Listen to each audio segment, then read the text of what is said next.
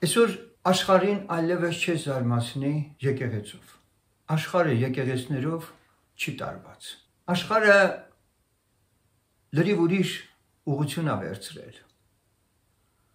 Եվ այն ջահը, այն լույսը, այն աղը, որ պետք է լիներ եկեղեցին, այլևս չի գրավում աշխարհին։ Այդ բևեռացումը խիստ գնալով ավելի ենք տեսնում։ Եվ երբ որ ես ասում եմ, որ աշխարհին այլևս հնարավոր չէ զարմացնել որևէ բանով, հետաքրքրված չի եկեղեցիներով։ Նրանց հետաքրքրությունը ուրիշ մի բան է, սակայն այնուամենայնիվ եկեք ճշմարտապես խոստովանենք, որ եթե եկեղեցու գլուխը Քրիստոսն է, որևէ եկեղեցու գլուխը Քրիստոսն է, ապա այդ եկեղեցին գլխով է կառավարվում։ Ամեն ինչ իր տեղում է լինում։ Հետևաբար առանց գլխի կյանք գոյություն չունի։ Ուրեմն այդ եկեղեցում էլ կյանք կլինի։ Երբ որ մենք կարդում ենք, որ Սարդեսի եկեղեցում մեռած են ժողովուրդը, դա նշանակում է գլխի հետ հաղորդ չէին։ Ուշադրություն դարձրեք, որ եկեղեցու գլխավոր հատկանիշը հանդիսանում է դա, որ ինքը ունի գլուխ, եւ այդ գլուխը Քրիստոսն է։ Օրինակ ինչի չի գրված, որ եկեղեցու սիրտն է Քրիստոսը, այլ գլուխը, որովհետև սիրտը զգացմունքային աշխարհում է, իսկ գլուխը կառավարում է, հասկանում եք, չէ՞։ Դրա համար, եթե մեզ հաջողվի Քրիստոսի գլխի հետ հաղորդ լինել, մեր հոգևոր կյանքի կառավարումը իր ճիշտ նշանակությանը կծառայի։ Այն է աղ, լույս լինել եւ ավետարանը հռչակել։ Մարդու հոգին դեպի Աստված չի կարող ուղղել ոչ մի մեկ արարած։ Մենք համոզված ենք դրանում։ Ամեն բան ինձ տրվեցավ իմ հորիցը եւ ոչով չէ ճանաչում որդին, բայց միայն հայրը։ Եվ ոչով չէ ճանաչում հորը, բայց միայն որդին։ Եվ ում որ որդին կամենա հայտնել։ Մատթեոս 11:27։ Եվ ասեց. նրա համար ասեցի ձեզ, թե ոչով կարող չէ ինձ մոտ գալ, եթե իմ հորիցը տրված չլինի նրան։ Հովանու 6:66։ Ոչով կարող չէ ինձ մոտ գալ, եթե հայրն, որ ինձ ուղարկեց, չքաշե նրան, եւ ես հետին օրումը կհարուցանեմ նրան։ Հովանու 6:44։ Ես 3 համարներ ընթերցեցի, բայց կրկին ուզում եմ ձեր ուշադրությունը հրավիրել այս 3 համարների հաջորդականությանը, որ պատահական չընտրեցի։ Այսպիսով, ոչով կարող չէ ինձ մոտ գալ, սա ասում է Տեր Հիսուսը, եթե հայրը, որ ինձ ուղարկեց, չքաշե նրան։ Նաև կարդում ենք Մատթեոս 11:28-ում, որ ասվում է. ինձ մոտ եկեք ամեն վաստակածներ եւ բեռնավորվածներ, եւ ես հանգիստ կտամ ձեզ։ Ձեզ վրա առեք իմ լուծը եւ ինձանից սովորեցեք, որ հեզ եմ եւ սրտով խոնար, եւ ձեր անձերի համար հանգստություն կգտնեք։ Այսպիսով, որպեսզի այս եզրահանգումը Մատթեոս 11:28-ում, որպեսզի մեկի կյանքում իրականություն դառնա, մենք այս համարներից իմանում ենք, Մատթեոս 11:27-ում նախ ասում է. ամեն բանից տրվեցավ իմ հորից եւ ոչով չէ ճանաչում որդին, բայց միայն հայրը։ Եվ ոչով չէ ճանաչում հորը, բայց միայն որդին,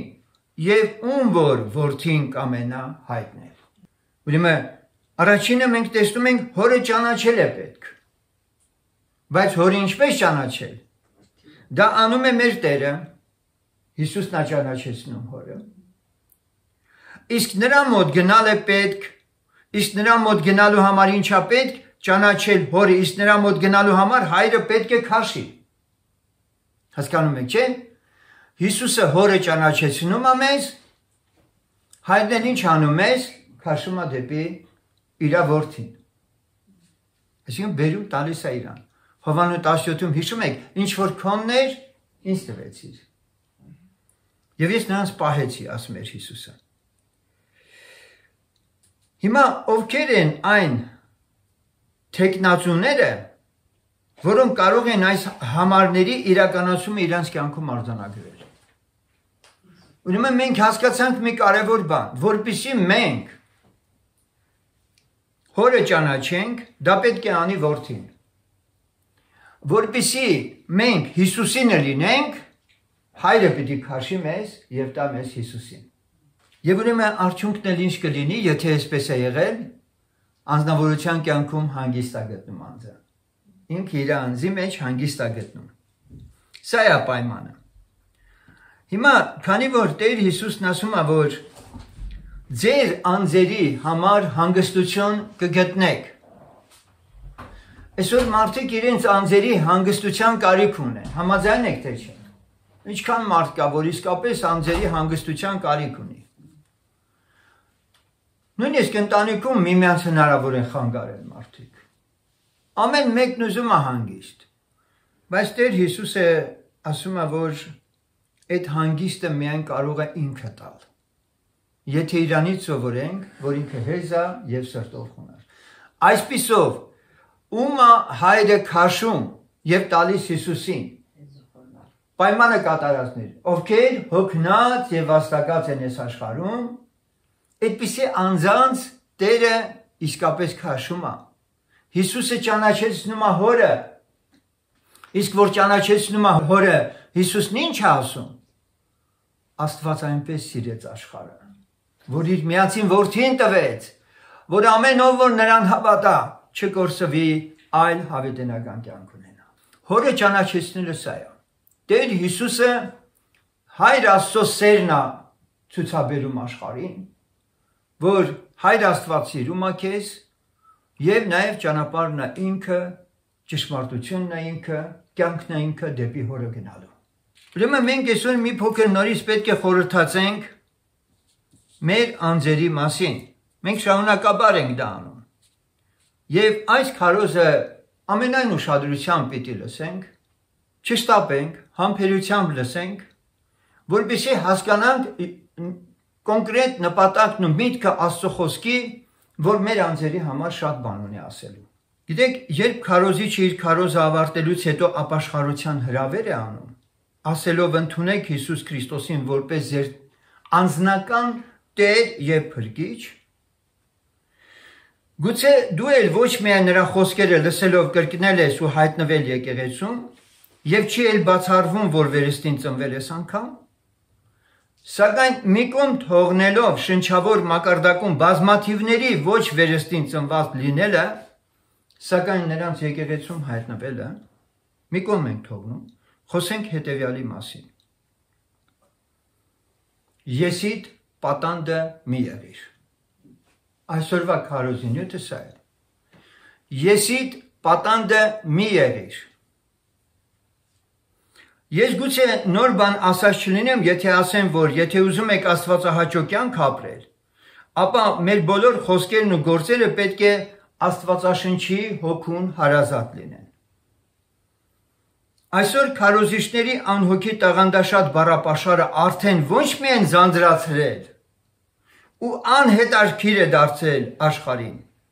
այլ աշխարհի զայրույթն է բորբոքում։ Մանավանդ երբ որ եկեղեցիները զբաղված են քաղաքականությամբ։ Այսօր աշխարհը Քրիստոսի կարիքն ունի։ Եկեղեցու հռչակման խնդիրը չունի։ Որովհետև եկեղեցիները չեն, որ մարդկանց պիտի գրավեն, այլ Քրիստոս անձը։ Արդեն քրիստոնեության իներտ, այսինքն Աստծո հետ անհաղորդ վիճակը գնալով ավելի ու ավելի մեծ տեղ է զբաղեցնում մարդկանց խաբված կյանքում։ Երբ ես ասում եմ իներտ, բացատրեմ ինչի նկատի ունեմ։ Գիտեք, հաղորդիչներ կան, միշտ դրա մասին խոսում ենք, որ այս երկաթը, այս ինչը հաղորդիչ է, էլեկտրականություն է հաղորդում, բայց կան նյութեր, որոնք հաղորդիչ չեն։ Հիմա այն եկեղեցիները, որոնք Քրիստոսի կյանքի հաղորդակցությունը իրանց մեջ չունեն, նրանք կոչվում են իներտ եկեղեցիներ։ Նրանց միջով չի անցնում հոսանք։ Վերադառնանք անձնական փրկիչ ընդունողներին։ Հիսուսը աշխարհի փրկիչն է։ Եվ թեպետ Թովմասը ասաց իմ Տեր եւ իմ Աստված, սակայն Գեթսեմանում կթողնի իր տիրոջը եւ կփախչի։ Սաղմոս 2 ու Մարգարեն նույնպես կասեն իմ Տեր եւ Աստված։ Այնուամենայնիվ մեր Տերը Աստծուն դիմելու ձևը Հայր մեր աղոթքով սովորեցրեց մեզ։ Եվ դու էլ ասա իմ Տեր Աստված, դրանում վատ բան չկա։ Սակայն այսօր ես ուզում եմ անդրադառնալ հետևյալ խնդրին, եւ դու այսպես ես դիմում Աստծուն։ Արդյոք եղբայրն ու քույրը քո սրտումդ իրապես տեղ ունեն։ Թե քո եսիդ պատանքն ես դարել։ Գիտես, իմաստվածս թողորտնի քեզ։ Չի կարելի։ Քո Աստվածն ու իմ Աստվածը նույնն են։ Այսպիսի արտահայտությամբ դու մի հատ խորը նայիր, արդյոք քո եսը չի կերակրված։ Նորից եմ կրկնում, եթե դու ասում ես իմ Աստված, իմ Տեր, լավ ես անում, եթե ասում ես, եթե քո սրտում քո եղբայրները, քույրերը եկեղեցին Քրիստոսի, իրոնք տեղ ունի։ Բայց որքան մարդիկ կան, որ մերժել են ընդհանրությունը եկեղեցու եւ բավարարվել են իրենց էգոն կերակրելով իմ Տեր, իմ Աստվածս ասելով եւ կարծում են, թե Աստված դրանում էլ փառավորվում է։ Երբ ես ասում եմ իմ եւ անձնական, այս բառերը թեպետ նման են, բայց իրանց միջև տարբերություն կա։ Այսպիսով, երբ որ մարդկանց ասում են Հիսուս Քրիստոսին ձեր անձնական Տերը եւ Փրկիչը ընդունեք,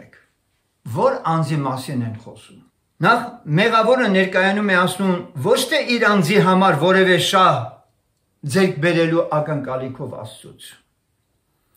որ նա սպասարկի իր ցանկությունները, այլ իր կորսված լինելը խորը գիտակցելով եւ փրկվել ասելով պետք է հասկանա, որ իր անձից ազատագրվելու մասին է խոսք գնում։ Հետևաբար Հիսուսը փրկիչ է նրանց համար, ովքեր ազատագրվել են իրենց անձից։ Հասկանում եք, չէ՞։ Բայց երբ ասում ենք անձնական փրկիչ, այստեղ միթե մենք մարդու եսը չենք կերակրում։ Անձնականը ո՞րն է։ Եվ նման նորից եմ կրկնում, տաղանդաշատ, բառապաշար այսօր այնքան է կիրառվում եկեղեցիներում։ Պողոսն ասում է, որ ով ինձ կազատի այս մահկանացու մարմնից։ Իսկ նրանք, որ Աստծունն են, իրենց մարմինները խաչը հանեցին, կամ իրենց անձերը խաչը հանեցին, բնական կրքերով հանդերձ, եւ իրենց անձերը ուրացած խաչն առած Հիսուսի հետևից են գնան։ Սա է գաղտնիքը, սա են հասկացել։ Առանց վերստին ծնունդի չես կարող երկինք մտնել։ Նիկոդեմոս, Հիսուսն ասաց։ Աստված ոչ մեկին էլ չի պատկանում։ Աստված ոչ մեկի կամքն ու ցանկությունը սպասարկողը չի։ Ասացինք, որ Հիսուսը եկեղեցու մեջ է, նա ընդհանրության մեջ է եւ նրա գլուխը։ Եվ հիմա նրանք, ովքեր որ մեկտեղ հավաքվելը թողել են, Քրիստոսի ընդհանրության գաղափարը մոռանում են, բայց միաժամանակ իրենց համարում են, որ ունեն Աստված, իրենց անձնական Աստվածը,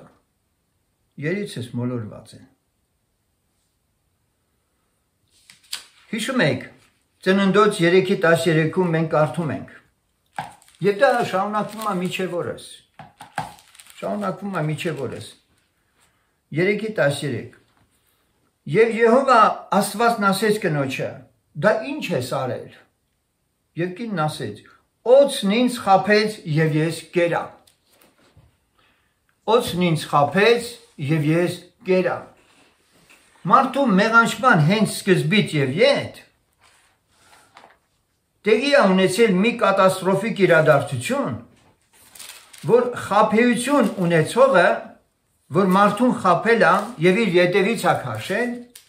նա մարդուն ոչ միայն մեղքի մեջ է գցել, այլ ինքը իր հատկանիշն ու բնությունը փոխադրել է մարդու մեջ, որը կոչվում է մեղք։ Այո։ Եվ հիմա մարդը ունի սիրտ, եւ սիրտը գրված է ամեն բանից առաջ չար եւ խաբեբայ է։ Հիմա ես եթե իմ անձի ու սրտի հետ եմ մշտապես ուզում հաշվի նստել, ես կորուստ եմ գնալու։ Կորուստ եմ գնալու միանշանակ, որտեղ այնտեղ նստած մեկը կա, մեղքի մահվան օրենքը իմ սրտի մեջ առաջացնում է ցանկություններ գրված է, չէ՞։ Մարդը խաբվում է իր սրտի ցանկություններից հրապուրված եւ խաբված։ Նա միշտ դա փորձում է անել։ Ուստի իմ խնդիրը ոչ թե իմ անձը անընդհատ մեջտեղ բերելն է, այլ եթե վերստին ծնված եմ, այդ արարածին ավելի շատ տեղ տալն է։ Կորինթացից թղթում Պողոս առաքյալը 2 Կորինթացից 11:3-ում ասում է. բայց վախենում եմ, որ միգուցե ինչպես օձն իր խորամանկությամբ խաբեց Եվային, այնպես ձեր միտքն ապականվի այն միամտությունիցը, որ Քրիստոսումն է։ Առաքյալը իր աշխատանքի արդյունքում կորինթացիների մեջ տեսնում է երևույթներ, որ օձը իր գործը սկսել է անել ինչպես Եվայի հետ էր արել, նույնը նա իր չարությունը շարունակում է անել եկեղեցում, այդ եկեղեցին պարզ անկեղծ Աստծուն պաշտողներ են, հակառակորդը խորամանկությամբ խաբում է մարդկանց եւ կրոնական շապիկ հագցնում։ Գիտեք, մարդուն հատուկ է, գիտեք, իրան սազական է կրոնական հագուստը։ Այդ մարմինը մեղավոր։ Մի հատ հագուստ ունի, որը կարել է, պատրաստել է սատանան եւ հագցնում է իրան։ Բայց որ Քրիստոս հագած լինի մարդը, սա լրիվ ուրիշ խնդիր է։ Որովհետեւ մարդու հոգին իրապես կարող է միայն մերկ չգտնվել, երբ որ Քրիստոս է հագել։ Հիմա օձը խորամանկության կրոնական աստվածպաշտության արտաքին երևույթներով ու դրսևորումներով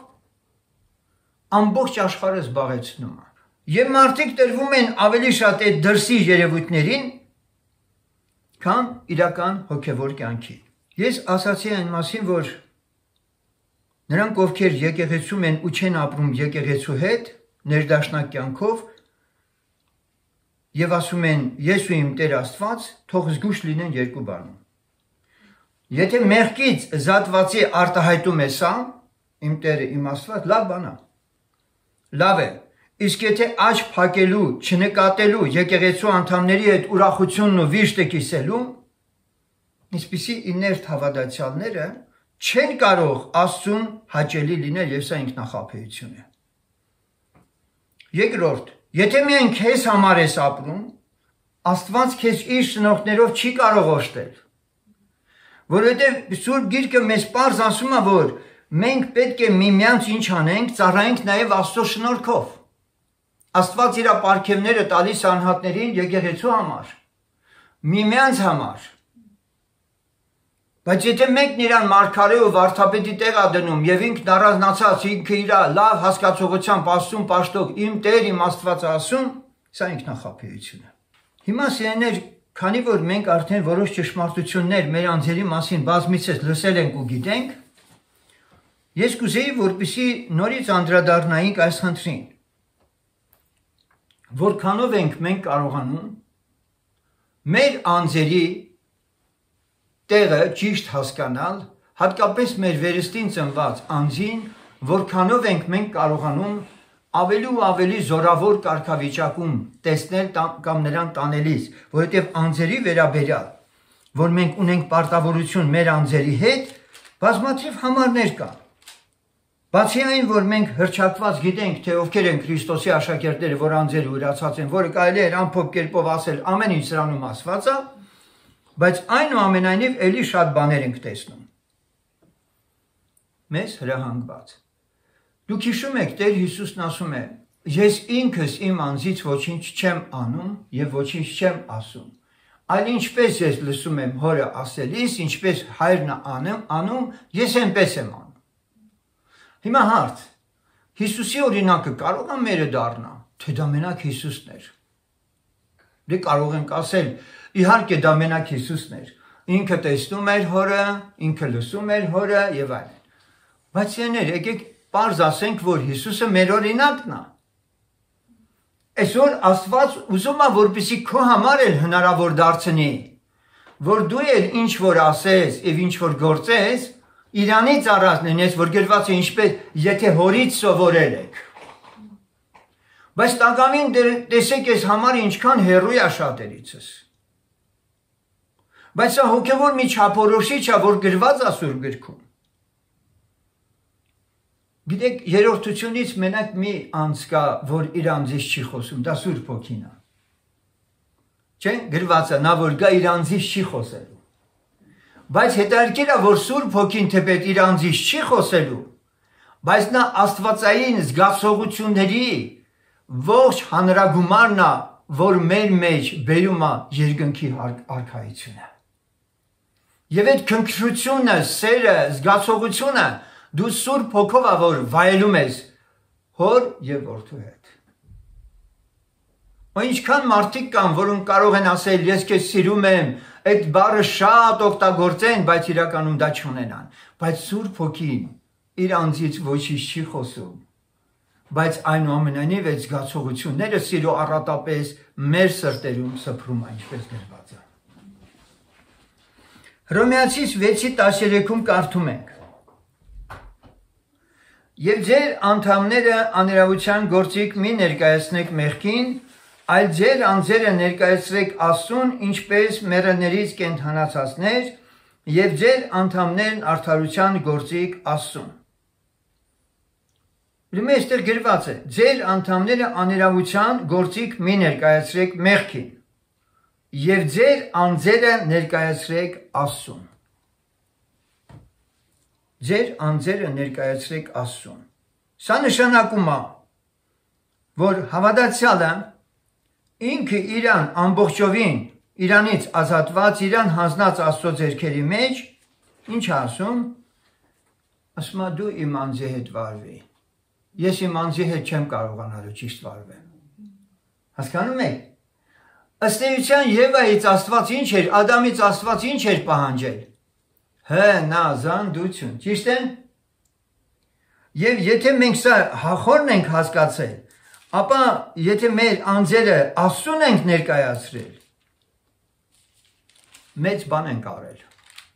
Մեծ բան ենք արել։ Ինչու՞, որովհետև մեր անձերի հետ այլևս մենք չենք հաշվի նստում։ Այլով է հաշվի նստում Աստված ինքը։ Մատթեոս 23:12-ում կարդում ենք, որ Տերը բազմաթիվ խոսքեր է ասում ինքը փարիսեցիների համար, այստեղ ասում է, թե մարդը իր անձի հետ ինչպես վարվի, որովհետև իրենց փարիսեցիների հիմնական ամենածանրագույն մեղքը որն էր, որ նրանք իրենց անձերում կարծում էին, որ արդար են, որ նրանք իրենց անձերի մեջ խաբված էին, համեմատվում էին ուրիշների հետ եւ միշտ իրանց անձերի հետ հաշվի նստելով փառավորվում էին իրարից եւ իրանց անձերի մեջ, որ Աստված հեշտ կապ չուներ իրանց հետ։ Մատթեոս 23:12-ում կարդում ենք. ով որ իր անձը բարձրացնե կխոնարհվի, ով որ իր անձը խոնարհեցնե կբարձրանա։ Եվ հիմա հարց. արդյոք մենք մեր անձերը խոնարհեցնելու ճանապարհով ենք իրոք գնում։ Սա Տերն է ասում։ Եվ Տերը տեսնում է, եկեղեցում լինի, շրջապատում, ընտանիքում, ընդհանրապես քո վարքագծի մեջ, դու քո անձը խոնարհեցնում ես, թե ոչ։ Նա սա դա տեսնում է, գիտեք։ 18:4-ը լսենք։ Ուրեմն մեր անձերը խոնարհեցնելու խնդիր է դրված։ Խոնարհեցնելու խնդիր է դրված։ Արդ ով որ իր անձը այս երեխայի նման խոնարհեցնե, նա է մեծ երկնքի արքայության մեջ։ Այդ խոնարհեցնելն է երեխայի մակարդակի խոնարհեցնելը։ Երբեմն մեր մտքով անցնում է, որ երկինք մտնողները երեխաները պիտի լինեն։ Իմաստունները չէ, հանճարները չէ, ուժեղները չէ։ Պարզ անկեղծ երեխայի կարգավիճակում գտնվող անձիկ։ Ու երբ որ ես սա կարդում եմ, ասում եմ Տեր Աստված, հա, հասկանալի է,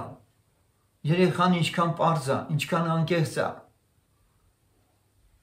բայց միթե իրականում Նիկոդեմոսի նման մենք մեր մարմնավոր էության մեջ այդ ընկալումներով, որ ասեց այդ ինչպես կլինի, բայց գրվածն ասում է ինչ որ մարդու կողման է անհնար է, Աստծո կողման է ամեն բան հնարավոր է։ Միայն փափագ ու ցանկություն ունենանք, որպեսզի մենք մեր գործն անենք, մենք մեր առջև դրված խնդիրը կատարենք, իսկ այդ խնդիրը հնազանդելու ճանապարհն է։ Հնազանդեցիր Տիրոջը, երեխայի պես էլ կլնես, անկես կլնես ու պարզ կլնես։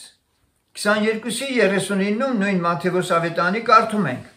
երկրորդն էլ սրա նման է, այսինքն պատվիրանի մասին է խոսքը, սա է առաջին մեծ պատվիրանը, սիրիր քո Տեր Աստծուն քո ամբողջ սրտով, բոլոր անձովը եւ քո բոլոր մտքովը։ Նայեք, այստեղ մի շատ հետաքրքիր թաքնված, այսպես ասած, գաղափար կա, հայտնություն կա։ Աստծուն պիտի սիրել ամբողջ անձով նաև, մեր անձով, բայց սրանով չի վերջանում։ Երկրորդն է սրա նման, սիրիր քո ընկերին, քո անձի պես, քո անձի պես։ Ուրեմն ընկերոջդ էլ պիտի սիրես անձիդ պես։ Եվ ասում է Տերը, որ սա է օրենքը եւ մարգարեները։ Հաջորդ համարը, որ դարձյալ Աստծո խոսքից ներկայացվում է մեզ, ես ելի մի քանի համարներ պիտի կարդամ, որից հետո անձի նորոգման այդպես տեխնոլոգիային պիտի անցնենք, էլի, թե ինչպես մեր անձերը մենք կարողանանք զգուշ պահել, որ հանկարծ չասենք այնպիսի եսին կերակրող արտահայտություններ, ես, իմ Աստված եւ այլն, անձնական փրկիչ եւ այլն։ Մարկոս 8:34-ում կարդում ենք. իր աշակերտների հետ իրան մոտ կանչեց եւ նրանց ասեց. ով որ ուզում է իմ ետևից գալ, թող իր անձն ուրանա եւ իր խաչը վեր առնե եւ իմ ետևից գա։ Լավագույն եղանակը, որից պարզ երևում է, ես անձս ուրացել եմ, թե չէ։ Մի եղբայր շատ լավ էր ասում էր գլխիդ քարել աղան, դու պիտի լուր մնաս։ Հասկանում եք, որովհետեւ եթե ես իմ անձն ուրացել եմ, Աստծուն եմ հանձնվել, ուրեմն էլ ինչի եմ ես հոգանում, ինքն է Տերը այդ անձը, թող ինքն էլ հոգանի դրա համար։ Սա լավ արտահայտություն է։ Ինչ թքում մրում են իմ հասեին ինչ ասես ասում են, բայց իմ ինչ գործն է, հոյես իմ անձի Տերը չեմ, Աստված է իմ անձի Տերը, ինքը գիտի իր հետ վարվելու ձևը։ Իսկ եթե մենք մեր դեմ դուրս եկածին քարապատիկը, հազարապատիկն ենք պատասխանում, ուրեմն մեր անձի պաշտամունքը դեռևս շատ ամուր նստած է մեր մեջ։ Մեր եսը չկերակրենք, մեր էգոն չկերակրենք։ Երբ մարդն ասում է իմ Աստված, ինքը կերակրում է իր էգոն, չի հասկանում ինքը։ Ղուկաս 12:1-ը լսենք։ Այն միջոցին, երբ որ հազարներով ժողովուրդները դիզվում էին, ուշադրություն, հազարներով, մինչև որ իրար կող էին տալիս, սկսեց իր աշակերտներին ասել. Առաջ ձեր անձերը զգուշ պահեցեք փարիսեցիների խմորիցը, որ է կեղծավորությունը։ Ձեր անձերը զգուշ պահեցեք։ Գիտեք, չէ՞ Գործք առաքելոցում այս պատվիրանը, որ Տերը ասեց, մի ազնվորություն այդպես զգուշ չեղավ։ Ով էր։ Հիշում եք։ Գրված է իր մասին։ Պետրոսը, որը հեթանոսների հետ կրատանը նստած ուտում էր։ Հենց Բարնաբասն էլ, ինքն էլ էր, հենց տեսավ, որ գալիս են եղբայրները, միանգամից հետ էր քաշվում։ Եվ գրվածն ասում է, ձեր անձերը զգուշ պահեցեք փարիսեցիների խմորից, որ կեղծավորությունը։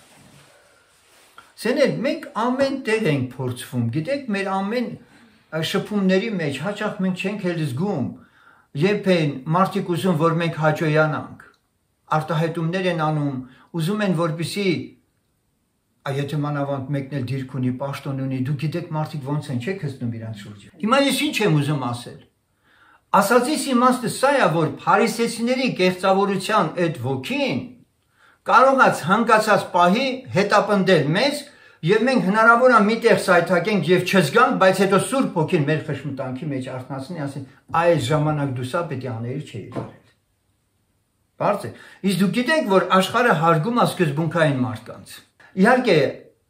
ես այն հատվածն եմ ասում, որ իրապես, ասենք, գիտակից են, բանական են եւ այլն։ Իսկ շահի ետևից ընկած մարդիկ ճիշտ հակառակը, սկզբունքային մարդկանց չեն սիրում։ Հասկանալի, որովհետեւ նրանց պետք է որ սողան, քեցնեն եւ բանանեն, որ մի արդյունքի հասնեն անպայման։ Հիմա սիրելիներ, մեր անձերը միշտ էլ փորձության ենթարկվելու, այդպես ասած, խնդիր ունեն, բայց այդ փորձության մեջ մենք պիտի հիշենք, որ մեր սիրելի Փրկիչը անցավ ասում է բոլոր փորձառություններով, փորձություններով։ Եկան ասեցին լավ էլ ես խոսում, ճշմարտություններ էլ ես ասում։ Այս սա հակառակորդի փորձված տարբերակներն են։ Եվ մեր անձերը մենք միշտ պիտի զգուշ պահենք։ Հիմա Ղուկաս 14:26-ում կեն կարդում ենք. Եթե մեկը ինձ մոտ գա եւ չատե իր հորը եւ մորը, կնոջը եւ որդիներին եւ եղբայրներին եւ քույրերին եւ հենց իր անձին էլ, նա չի կարող աշակերտ լինել։ Ինչի պիտի մենք մեր անձին ատենք, որովհետեւ առաքյալն ասում է գիտեմ, որ ինձանում բարի բան չի բնակվում։ Մենք հաշվի չենք նստում մեր սրտի ցանկությունների հրապուրների հետ։ Եվ մենք ամեն օր պիտի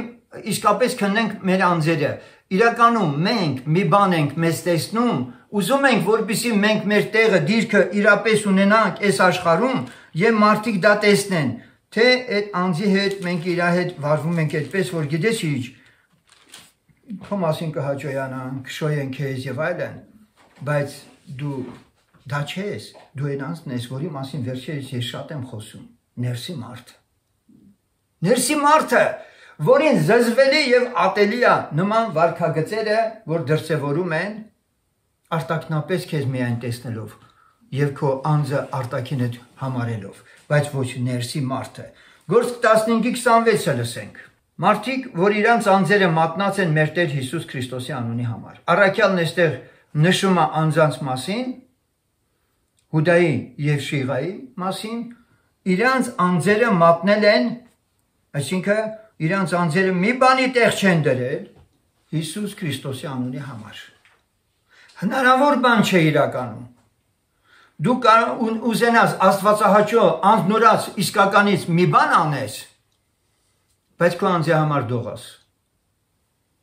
Հնարավոր բան չի։ Անձը ուրացած անձնավորությունը նա է, որ ինքը հանուն Հիսուս Քրիստոսի իր անձը մատնած անձը, ինքը պատրաստ է նահատակության, ինքը պատրաստ է ամբողջովին հնազանդելու Աստծո կամքին եւ դրա համար Տերը երբ որ Պողոսին կանչեց, ի սկզբանե Պողոսը միանգամից հասկացավ դա, որ եթե ուզում է Քրիստոսի առաքյալը լինել, նրա ձեռքին լինել, երբեք ինքը չպետք է մտածի իր անձի համար եւ ինչ ասում։ Ես իմ անձն էլ մի բան չեմ համարում։ Հիշում եք այդ խոսքերը։ Ես իմ անձն եմ։ Սրանք հենց այնպես բառեր չեն, մարդիկ ապրել են։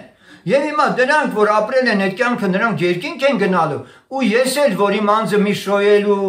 ինձ ասենք մարդկանց մեջ պատիվ ու հարգանք տեղ եւ այլն տալու համար միշտ կռիվ եմ տալիս, ես էլ եմ գնալու երկինք։ Չի կարող այդպես լինել։ Ախր այս համարները, որ ընթերցում ենք բոլորիս համար։ Դրա համար երբ որ այսօր նոմինալ քրիստոնեությունը, իներ քրիստոնեությունը ծափ տալով մարդկանց համոզում է, ձեր անձերին չեն կպնում, մենակ եկեք, մեր հետ պաշտեք, աղոթեք, երգեք եւ այլն, ձեր գործերը լավ է, երկինք եք գնում, մի խաբվեք սրանոսյաներ։ Մի խաբվեք։ Պրակտիկ կյանքի որոշակի դրսևորումներ կան, որ Տերը ուշադիր այս համարները, որ գրված են, պահանջելու է ինձանից ու քեզանից։ Վաղը որ կանգնենք իր առաջ, դա պետք է երևա։ Մեր նախանձավորությունը աստվածպաշտության որում է երևացել։ Մենք իրականում մեր անձերը ուրացած, մեր անձերը արդարության գործիք դարձրած, մեր անձերի մեջ իսկապես զգուշ լինելով, այս աշխարհի ամեն փորձությունից եւ այն, այս բոլոր համարների միջով անցել ենք ու հետո վերջում կանգնել ու արդար ու ճշմարիտ ու կատարյալ ենք հռչակվել Տիրոջ առաջ, թե ուղղակի խաբվել ենք մտածելով սա է քրիստոնեությունը, որ մենք եւ մեր համար ապրենք եւ իբրև Աստծո համար ապրենք։ Դարձյալ Գործկարաքելոցի 20-24-ում կարդում ենք. Բայց ես մի բանի տեղ չեմ դնում եւ իմ անձն էլ պատվական չեմ համարում, որ ուրախությամբ կատարեմ իմ ընթացքը եւ այն պաշտոնը, որ Տեր Հիսուսի ծառա, որ Աստծո շնորհած ավետարանին վկայեմ։ Ու գիտեք ինչքան հրաշալի բան է, երբ մարդն իր անձի հետ արդեն վաղուց հարցերը լուծել է։ Եվ առաքյալն ասում է իմ անձը պատվական չեմ համարում։ Իմ անձը պատվական չեմ համարում։ Որ ի՞նչն է ստիպում։ Քրիստոսի սերը ստիպում է, Պողոս առաքյալն ասում է, որ եթե մեկը մեռավ բոլորի համար, ամենքն են մեռած այդ մեկի համար։ Եվ եթե այդ մեկը որ կենթանի է, ուրեմն պետք է ամենքը ապրեն նրա համար, որ կենթանի է, որ իր անձը դրել է իր համար։ Վերջապես մեկ համար էլ ընթերցենք Հռոմեացիս 15:1-ը Եվ ամփոփենք մեր այսօրվա այս հատվածի ասելիքը եւ աղոթքով կգանք Տիրոջ առաջ խնդրելու մյուս հատվածի համար։ Հռոմեացիս 15:1 Մենք որ զորավոր ենք, պետք է տկարների տկարությունը վեր առնենք եւ միայն մեր անձերին հաջող չլինենք։ Սեներ, եթե մենք ուզում ենք Աստծո առաջ իրականում լավ գործ արած լինենք, եւ մենք համարում ենք, որ մեր հարաբերությունը իր հետ ամեն ինչում շիտակ է, այս համարն ասում է, որ մենք միայն մեր անձերի օգուտը չփնտրենք։ Հեչ ապրել եք բերկրանք ուրախություն եւ տկարի տկարությունը վեր եք առել։ Գիտեք, որ նա տկարի տկարությունը վեր առնել։ Երբ որ քո ջանի համար ինքը ցավով է պատասխանել։ Դու ջան ես ասել, ինքը ցավ է ասել քեզ։ Հասկանում եք։ Կարողացել ես այդ մարդուն էլի քո սրտում տեղ տալ։ Տկարի տկարությունը վեր առնել։ Երբ որ նա միշտ հակառակում է քեզ, բայց դու շարունակում ես իրան սիրել։ Սա շատ զորավոր օրհնյալ վկայություն է, որ դու ճիշտ ես հասկացել ինչ բան է քրիստոնեությունը։ Մանուկ կատնակ էր հասակում քենա քշում հետը, կռիվ անում հետը։ Բայց այս անձնավորությունը իր հասցեին չի ուղված այդ նետերը, նա դրանք չի ընդունում իր եղբորից, որպես իր դեմ ուղված։ Նա ճիշտ հակառակը տեսնում է, որ իր եղբայրը քույրը խոցվել է։ Խոցվել է հակառակորդից։ Վիրավորվել է։ Գիտեք, ես քանի օր Աստծո Սուրբ Հոգին մարդուն այնքան սիրել է տալիս ինձ։ Սա իմ մարդկային գիտելիքներից չի։ Ես ինչ չեմ ստիպում մարդուն սիրել։ Իրոք ես զգում եմ, որ Աստծո Սուրբ Հոգին մարդկանց նկատմամբ նույն այդ սիրո զգացողությունն է գնալով շատացնում իմ մեջ։ Սա ես ոչ թե ասում եմ նրա համար, որ ես լավն եմ, այլ Տերը մեզ աշճանաբար բերում է մի վիճակի։ Ես համարում եմ, որ այո, այս գործը Աստված անում է մեր մեջ եւ մի կար ժամանակում անշուշտ պետք է որ Աստված, որ ուզում է մեր միջից իր սերը հրճակի, ինչպես մենք կարդում ենք այդ խոսքերը իրա, որ մեզ այսօր այս աշխարհի մեջ Աստված կարգել է, որպես ավետարանի լույսը հրճակող անձիկ։ Տերը ասել է դուք եք լույսը այս աշխարհի, դուք եք աղը այս աշխարհի։ Ես ինչպես կարող եմ լույս լինել։ Ես ինչպես կարող եմ աղ լինել։ Կա չէ այդպիսի երգ։ Շատ հրաշալի երգ է։ Եթե ես իմ անձը դեռևս այդպես կերակրում եմ եւ իմ անձի պատանդն եմ։ Չլինենք մեր եսի ու մեր անձերի պատանդը սիրելներ։ Աղոթենք հիմա եւ խնդրենք Տիրոջը, որպեսզի մեզ սրանք խորը հասկացնի։ Աստվածպաշտությունը դա մարդկային մտքի շրջանակներում գիտելիքների պաշարը չի։ Աստվածպաշտությունը դա Քրիստոսի կյանքը երկրի վրա ապրելն է։ Եվ մենք դրան ենք ցկտում որպես աշակերտներ։ Թող Տերը փառավորվի։ Ամեն։ Աղոթ։ Եվս մի երգ երգենք։ Քրիստոս թագավոր է սիրո զորության, ճշմարտության շնորհքով օժտված հավիտյան, լիգութով պատրաստ է օգնելու հոժար, ուխտած է իր հորը փրկել մարդկության։ Մորթված գառնուկը հաղթեց աշխարհին, մորթված գառնուկը հաղթեց աշխարհին, մորթված գառնուկը հաղթեց աշխարհին, Աստծո Քրիստոսը մեղքին ու մահին, Սատանան սոսկում է սարսափած փախչում, դևերը շփոթված ահից զարհուրում, խղճահարությունի դժոխքը լցված, դատաստանի ահից տագնապի մատնված, Ալելույա հաղթեց Քրիստոսը մահին, Ալելույա հաղթեց Քրիստոսը մահին, Ալելույա հաղթեց Քրիստոսը մահին, Ալելույա հաղթեց Սուրբ գերեզմանին, քնած մեղավորն է, ինչ եք մտածում, տեսեք թե աշխարհը ուր է ձեզ տանում, անհոգությունից շատերը կորան, բայց աշխարհից ոչինչ չտարան, ապաշխարեք շուտով շնորհքը ստացեք, ապաշխարեք իսկույն Տիրոջ մոտեցեք, ապաշխարեք շուտով շնորհքը ստացեք, ապաշխարեք իսկույն Տիրոջ մոտեցեք, մեր Տերը գալու է շուտով ամպերով, լուսոր հեշտակներով, սրբոց բանակով, աշխարհը կլեցնի արդարությունով եւ բոլոր ազգերը ճշմարտությունով, Քրիստոս թագավոր է սիրո զորության, Քրիստոս թագավոր է սիրո զորության, Քրիստոս թագավոր է սիրո զորության, ճշմարտության շնորհքով օժտված հավիտյան։ Փառք Հիսուսին, սիրելիներ, այո, երբ նայում ենք Աստծո խոսքին, իսկ մենք միշտ ենք նայում Աստծո խոսքին, եւ փորձում ենք մեր շրջապատում նմանատիպ ճշմարտապես այդ խոսքի մեջ ապրողներ տեսնել, գնալով ավելի ու ավելի, իհարկե չենք ասում են ծածուկում գտնվող սուրբերի մասին, բայց սա էլ ասենք, որ մարդը այնպիսի արարած է, որ ստեղծված է հասարակական էակ լինելու, սեներ, այսինքն ինքն իր նմանի կարիքը զգում է, ամեն այդպես չէ, եւ քանի որ սեներ մենք էլ նայում ենք Աստծո խոսքի մեջ եղած եկեղեցու կերպարին, որ միակ կերպարն է, միակ ճիշտ կերպարն է, եւ ուզում ենք, որ նմանապես Աստծուն սիրողների հետ հաղորդ լինելով, որոնք իրենց անձերը ուրացած խաչերն առած Քրիստոսի աշակերտ են ուզում լինել, ցավոք սրտի տեսնում ենք, որ գնալով այդպիսի մարդկանց շատ քիչ են հանդիպում եւ ապագայում ուղղակի շատ անհետաքրքիր դառնալու Աստծո մասին խոսելը Աստվածպաշտության եկեք։ Եվ ես ձեզ ասեմ, մի կարճ ժամանակ հետո համոզված եղեք։ Գուցեև արդեն մենք մոտեցել ենք, իմ հասկացողությունը սա է։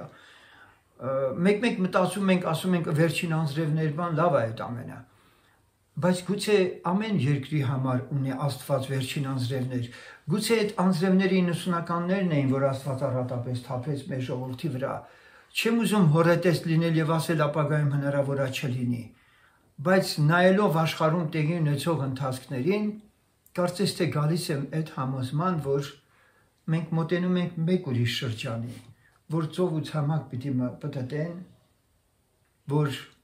ավետարանի ճշմարտություն լսեն, բայց իրանց չի տրվելու այլևս։ Որտեւ մի կարճ ժամանակ հետո հոգնելու են մարդիկ այդ եկեղեցիներից, իներտ հոգիները միջև երբ պիտի խաբված մնան, միջև մի հատ ցնցում լինի, հասկանալի է սերներ։ Եվ այն ժամանակ, որ Տերն ասում է, որ ամեն մի կառույց պիտի փորձվի, այդ ժամանակ երևա թե այդ կրակը որ գա, տակը ինչ է թողելու։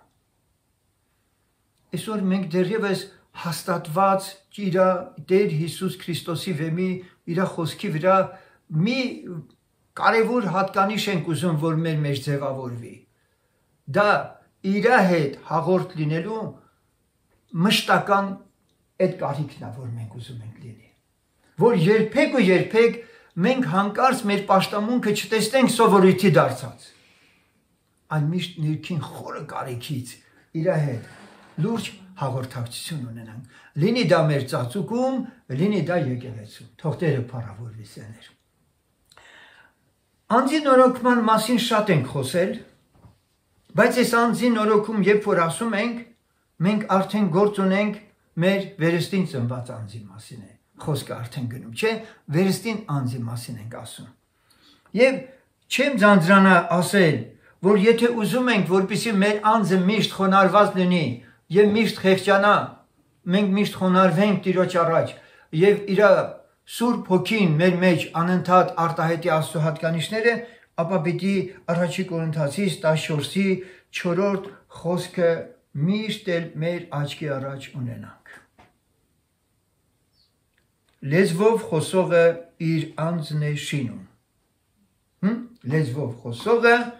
իր անձն է շինում, չի գրված աղոթողը։ Որտեւ դու լեզուներով կարող ես աղոթել ուրիշների համար, սուրբերի համար, ուզում ես 2 ժամ աղոթել։ Բայց եթե դու մեղքի մեջ ես, թեպետ լեզուներով աղոթքը էլի քո համար էլ կարող է երկնքում ողորմություն խնդրի Տերից։ Բայց դու պիտի հասկանաս, անձը շինվում է հասկանալով։ Իսկ սա արդեն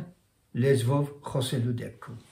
Երբ որ դու հասնես մի մակարդակի, որ իրականում Սուրբ Հոգին քո միջից քո անունը տալով քո հետ խոսի։ 2 Տիմոթեոս 2 գլխի 19-21-ը լսենք։ Բայց Աստված Աստծո հաստատ հիմքը կանգնած է եւ այս կնիքն ունի, թե Տերը ճանաչում է նրանց, որ իրն են, եւ թե ետ կենան անիրավությունից, այն ամենը, որ Քրիստոսի անունը կանչում է։ Ուրեմն մենք այստեղ լսում ենք Աստծո հաստատ հիմքը կանգնած է եւ այս կնիքը ունի։ Մարդկանց մեջի մասին է խոսքը։ Ովքեր են այս հաստատ կնիքը իրենց վրա կրողները։ Տերը ճանաչում է նրանց, որ իրն են։ Այդ հաստատ հիմքի վրա նրանք են, որ իրենն են։ Իրենն են։ Իսկ ինչպես են իրենը։ Որովհետև նրանք ետ են կենում ամեն անիրավությունից։ Եվ հետո, բայց մեծ տան մեջ ոչ միայն ոսկեղեն եւ արծաթեղեն անոթներ կան, այլ փայտե եւ հողեր կան, որ պատիվի համար են եւ կան, որ անարգության համար։ Եթե մեկը իր անձը մաքրե այդպիսիներից, նա պատվական անոթ կլինի, սրբված եւ իր Տիրոջն օգտակար ամեն բարի գործերի համար պատրաստված։ Այս հատվածում մենք իմանում ենք, որ եկեղեցու անդամները որպես անոթներ են ներկայացված։ Պատվական անոթ կան եւ անպիտան անոթներ։ Բայց ասում է, եթե մեկը իրան այդպիսիներից մաքրե, սա նշանակում է հաղորդ չլինել անպիտան անոթների հետ։ Անպիտան անոթների հետ։ Անձը սուրբ անել նաև նշանակում է ոչ միայն դրսիններում, այլ եկեղեցում էլ սուրբ անել։ Այո, Աստված հնարավորություն է տվել ոչ պատվական անոթը հայտնվել եկեղեցում։ Ինչպես կարող է դա լինել, գրված է, դա կա։ Բայց այդ ոչ պատվական անոթին էլ հնարավորություն է տրված, որ ինքը ոսկի անոթ դառնա։ Հասկանալի է։ Եվ հիմա եթե մենք մեզ զգուշ չպահենք ոչ պատվական անոթներից, ապա մենք էլ հնարավոր է, եթե պատվական ենք, ապա անպիտան դառնանք։ Որովհետև Աստծո խոսքն ասում է, չար ընկերակցությունները ապականում են բարի բարքերը։ Ոչ թե որ մենք ատում ենք այդ մարդկանց, չէ, հասկանում ենք, որ մենք իրար հետ ոչինչ չենք կարող ունենալ եւ աշխատում ենք ինչքան հնարավոր է մեր ժամանակը չտրամադրել այդպիսիներին։ Թող Տերը փառավորվի։ Հայտնության 3:4-ում մենք այդպիսի հենց հետարքիր, ասենք, դիպացով այդպիսի համարի մեկնությունն ենք տեսնում։ Պրակտիկ մեկնությունը, ինչպես պիտի վարվի անձը, եթե չի ուզում ոչ պատվական անոթների հետ շփվել, ասել է թե նաև մեռածների հետ։ Հայտնության 3:4-ն ասում է. բայց մի քանի անձիկ ունես Սարդեսի մեջ, որ իրանց հանդեսները չկետոտեցրին։ Այս անձերի ինչ արեցին։ Ջանք արեցին իրանց հանդեսները չկեղտոտել։ Երբևէ դու սրանք կարողանում ես տարբերել։ Ոչ թե գոռոզանալ, հպարտանալ, որ դիմացինը հադե թույլ է, մեղավոր է կամ ցանկություններով վարված կամ չգիտեմ ինչ հանցանքների մեջ է, դու չես ուզում իր հետ շփվել, որովհետև դու լավն ես, չէ, քավլեցի։ Մենք այսպես չենք տայ։ Մենք զգուշ ենք լինում, գրված է, քո անձին էլ զգուշ եղիր։ Եթե դու ամեն դեպքում ուզում ես աչքի միջի շուղը տեսնել, գրված է քո աչքի գերանը։ Ուրեմն դեռևս այն վիճակը, որը ցանկալի է Աստծուն եկեղեցում, բնականաբար մեզանից յուրաքանչյուրը, որ ձգտում է դրան հասնելու, այդ ժամանակը դեռևս մենք ունենք։ Որպեսզի գանք մի հաղթական վիճակի, որը ոչինչ չի սպառնում, ոչ մեր ճերմակ հանդերձներին, ոչ մեր անձերին, ոչ մեր սրտերին, որովհետև մենք հսկում ենք Աստծո Սուրբ Հոգով մեր սրտերի դռները, մեր անձերի նկատմամբ զգուշ ենք։ Լավ ասա, իհարկե լավ։ Թող Աստված օգնի։ Երկրորդ Կորինթացից 7:1-ը նույնպես լսենք, երկրորդ Կորինթացից 7:1-ը։ Պողոս առաքյալը բազմաթիվ տեղերում հիշեցնում է եւ եթե իր ժամանակին հիշեցնում էր, որ ժամանակը մոտ է եւ բոլորն էլ սպասում էին Տիրոջը, որպեսզի իսկապես այն պահին, երբ որ Տերը պիտի գար, արթուն լինեին եւ այդ երանելի հափշտակությանը մասնակցեին, հետեւաբար բաներ կային, որ մենք պետք է մշտապես մեր մեջ այդ խոսմունքները արծարծենք։ Ամեն օր արթնանալիս առավոտ շուտ փառք ես Տեր Աստված։ Մեր սրտից մենակ այդ փառքը հնչի։ Գոհանանք Աստծուց, ուրախանանք ու ցնծանք, եւս մեկ օր մոտեցնում է մեզ Տիրոջը։ 7:1 Արդ այսպիսի խոստմունքներ ունենալով, սիրելիներ, մեր անձերը սրբենք, ով անի այս գործը, մեզանից յուրաքանչյուր։ Հոգու եւ մարմնի ամեն պղծությունից սրբությունը կատարենք Աստծո ահովը։ Ուրեմն մեզանից յուրաքանչյուրը ինչ պիտի անի, սրբի իր հոգին, մարմինը ամեն պղծությունից։ Ինչի համար, որտեղ խոստմունք ունի, որ Տերը պիտի գա իր հետևից, որպեսզի ինքը արժանանա երկինք մտնելու, ինքը չպետք է դադարի իր անձի, իր հոգու նկատմամբ այս հսկողությունը, որ մենք քիչ առաջ լսում ենք։ Առաջ Հովհաննես 5:18-ն էլ լսենք։ Գիտենք, որ ամեն ով, որ Աստվածանից է ծնված, մեղք չէ գործում, բայց նա, որ Աստվածանից է ծնված, իր անձը պահում է եւ չարը չէ մոտենում նրան։ Ապա եկեք մի փոքր մեր անձերի մեջ քննենք մեզ։ Զգում ենք, որ մեղքը մոտենում է։ Զգում ենք, որ ինչ որ բան հիմա լինելու է։ Հակառակորդը ոնց որ թե պտտում է կողերս։ Այստեղ գրված է իր անձը պահում է։ Այսինքն մենք նախորոք պետք է նախ մեր կյանքը, որ առավոտ սկսում ենք աղոթքով հանձնել ենք Տիրոջը, բայց սա մեզ չի ազատում օրվա փորձություններից։ Դրանք լինելու են։ Մեր նպատակը ինչն է այդ աղոթքով, որպեսզի ինչպես Տերը Պետրոսի համար աղոթեց, չէ, հիշում ենք, որ ասեց սատանան փորձեց խարբալի։ Հակառակորդը մեզանից յուրաքանչյուրին էլ միշտ էլ ցանկացել է անգլերեն shaken, թափ տալու խնդիր անի։ Բայց գոհություն Տիրոջը միջև հիմա որ կանք, կենում ենք, առողջ ենք, փառք ենք տալիս Աստծուն։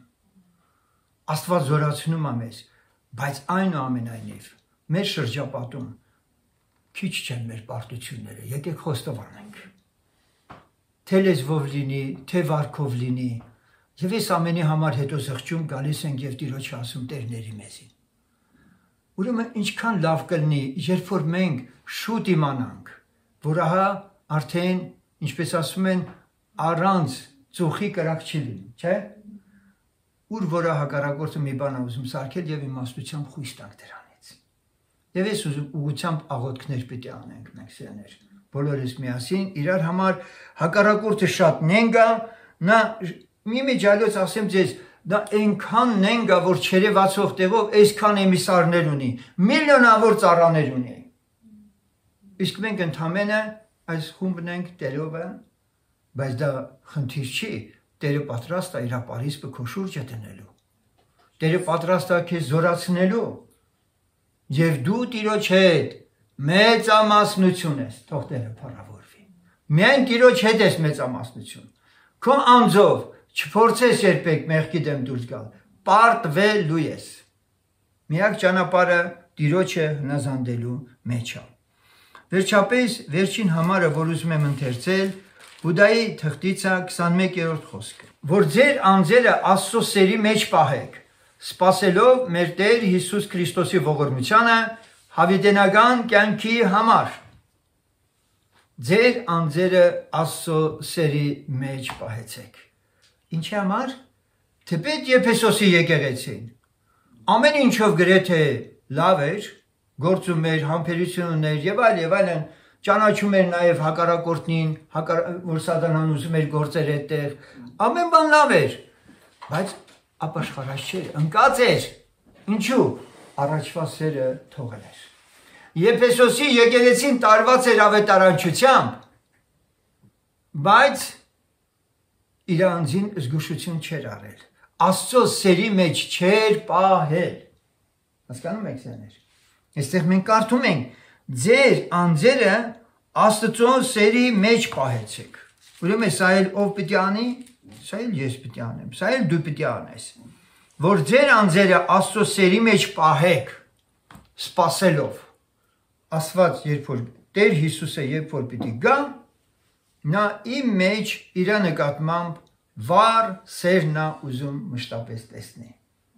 որ այդ սերը երբեք չմարի, այդ սերը չի կարող մարել, եթե Սուրբ Հոգով շատ եմ աղոթում, որովհետև նա է սփռում իմ մեջ Աստծո սերը։ Ուրեմն սերներ, եկեք մեր անձերի մեջ գոհանանք նաև սրանից, որ այս թեմաները, որ մենք արծարծում ենք, լոկ խոսքեր չեն, մենք ապրում ենք, ուզում ենք սրա մեջ մնալ,